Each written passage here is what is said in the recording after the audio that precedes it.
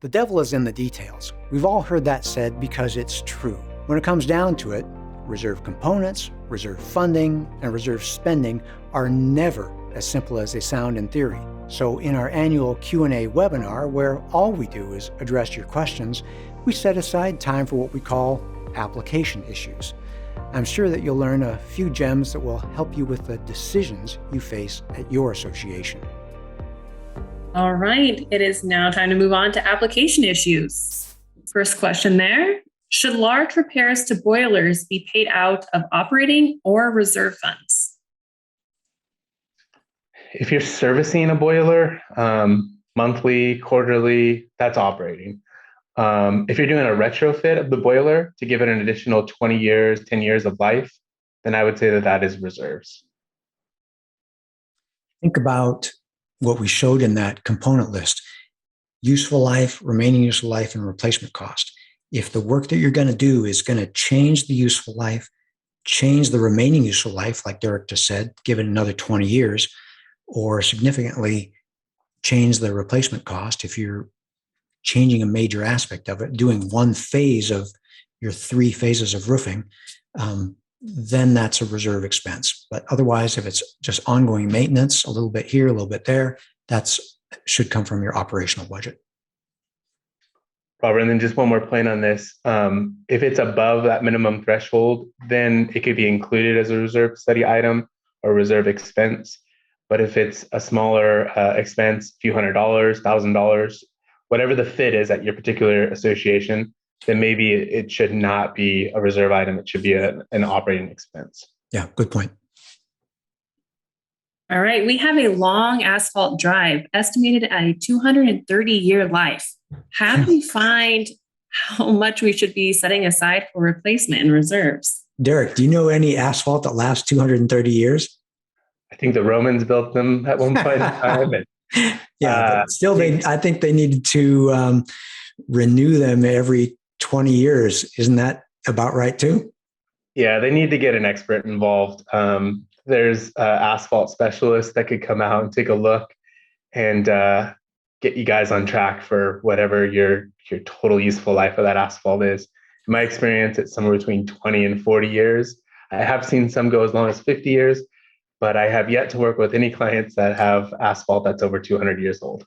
Yeah, I think of it, well, it's aggregate, rocks and sand and petroleum products. And if you haven't used your kitchen sponge in a few days, it dries up and it shrinks. And that's exactly what happens to the petroleum products in your asphalt. It dries up, it shrinks, it gets brittle, and there's nothing you can do about that. So asphalt as a structure, as a road structure, does deteriorate over time just with daily cycles, seasonal cycles, and it's only has so many cycles in it before it reverts to being the gravel that it initially started with. All right. How should components which fail to meet the 4-part test be handled in planning for reserve funding?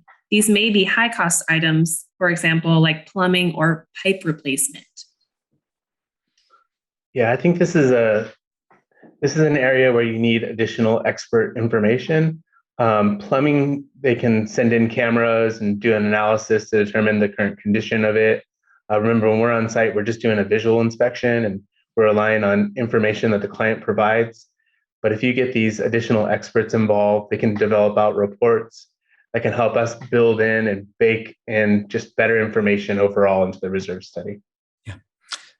It's not just engineers and architects. It's the roofing experts. It's the asphalt experts. It's just as you mentioned, it's the plumbing experts. Sometimes it's landscape experts that your greenscapes need to be renewed every X number of years, or tree experts, arborists. Your trees need to be taken care of. So be very comfortable with getting outside expertise to inform your budget and cash flow planning. Okay, we made several changes to our 2022 reserve study, but the monthly contribution amount didn't change from the original first draft. Why wouldn't this amount change when we removed and added components and updated the dollar amounts on known reserve expenditures? We thought for sure there would be an increase. kind of a loaded question there. I would need to look at the reserve study and understand what went out, what came in, what their funding levels are. But what it could be is you could be ramped in a different kind of way. Like maybe the initial contribution for the 2022 year is a certain amount, and then they're stepped up in the 23 year and then the 24 year. But we would definitely need to see it. Oh, and look, Robert's going to show us some scenarios. That's great. We've got this tool called UPlanet. It's our online reserve calculator tool. It's free to all our clients. It's available on a subscription basis for everyone else, but let me call it up here to illustrate. So this is it was a sample portfolio manager, so they can see all their accounts. We go to UPlanet, and there's all your components listed here.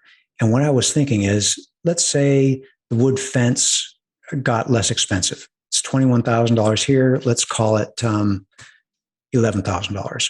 So the wood fence got less expensive, but let's say the carport roofs got more expensive. It's $60,000 here.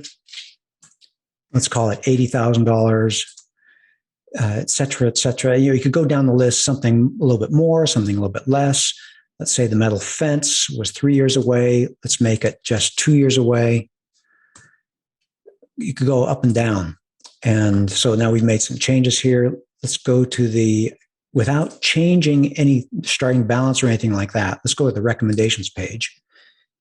And this was set at a full funding profile.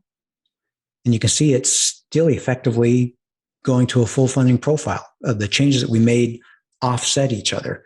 If we, Robert, when you talk about full funding profile, I just want to speak to the audience. Full funding means they start out around 20% funded, but over the duration of the cash flow model, they build up to that ideal funding level of 100%. And they get there probably at year 28 or so. And then it kind of stabilizes near that 100% funding. Yeah, but this is in line with those 4 principles that you spoke about earlier. Full funding is a great place to be, but you don't want to rock the boat too hard to get there. Yeah, we probably don't want to encourage, 200% increases this year, next year, and the following year, just to get to 100% funded 3 years out. Yeah. That's not a stable funding program. Right. Robert, now that you're showing UPlanet, how long is the subscription to UPlanet, and how much? It's based on a budget season. And let me go back to the PowerPoint.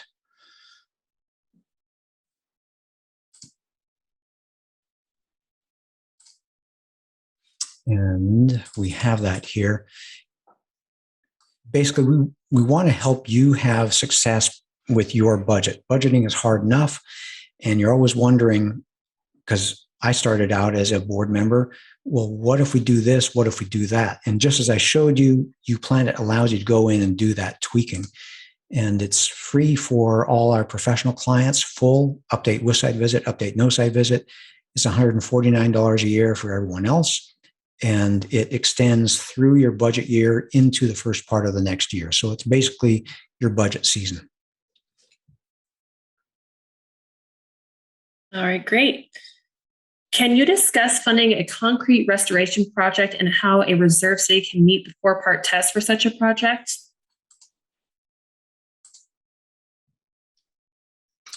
I can do that.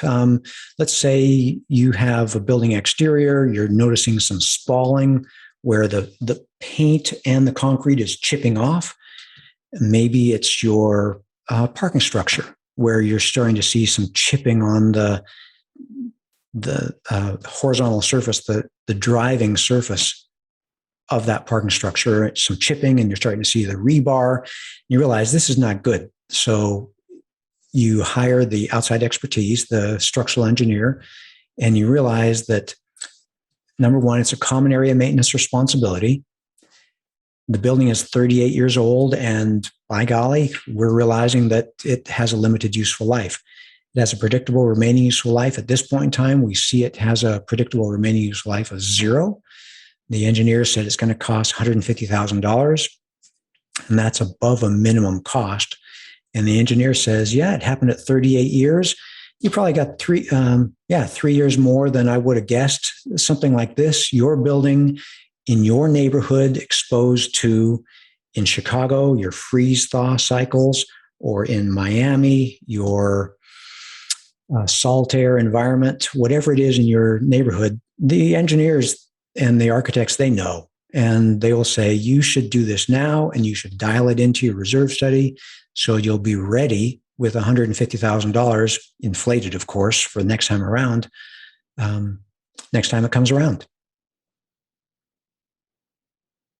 All right, we have time for one final question. And that question is, can a major component, one that costs over $300,000 that we intend to install in the future, be included in the reserve study so we can start accumulating funds for it now?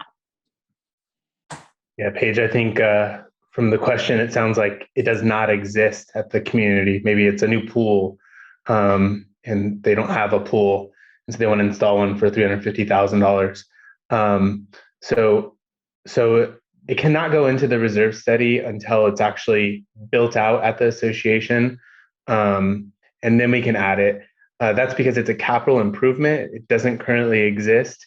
And there's certain tax rules that do not allow us to actually add it to the reserve study until the association actually adopts it and then brings it on board. And then we can fund for future repairs or placement of whatever this item is.